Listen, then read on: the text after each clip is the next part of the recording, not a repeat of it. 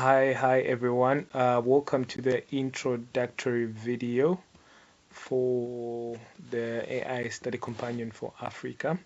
Basically, before I get into just showing you around on what we have on our web application, is that in as much as we're getting into the phase of artificial intelligence, but we need to work with artificial intelligence that relates to our current situation within the African continent. So, in as much as we're working around that space, it all stems off from education. So, what we're trying to achieve is to have that aspect of seamless educational content sharing within the platform, peer-to-peer support amongst yourselves as well, and also those individuals that have actually managed to craft some or decipher some patterns in education or written some documents or notes that could be very useful for other peers. This is the platform where we share that information. There are a lot of cool features that we're gonna go through, but this is the basic view of our web application. It can be easily accessible on the laptop, and it's also fully optimized to be used on the phone. So basically, the description is to your right, where you can read a bit more, but we can't really include everything on the first page. So when you get into the application, that's when you see a bit more of the functionality aspect.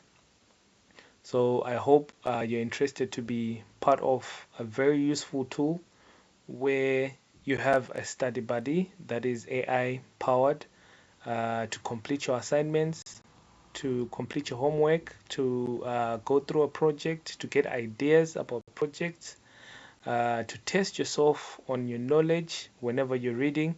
So, especially for those parents that are not able to maybe assist in some aspects of maybe homework for children, for their kids, they could be in primary, they could be in high school, they could be at university. You can have the study buddy, your study companion, next to you. Just open up your laptop and then you can get all the help that you need. So, we're also trying to cover that space where students are supported, parents are supported in terms of completing homeworks, and also researching, and also being able to store their information based on their research as well, within an organized system that allow them to do this.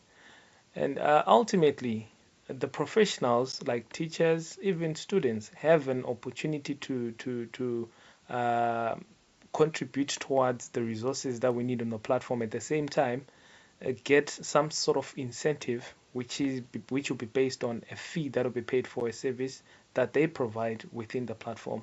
Don't worry, don't be scared. We'll get into it and just break it down into simpler, uh, maybe descriptions, but especially revolving around the money aspect, and also some verifications towards that aspect as well. I hope to see you in the next video.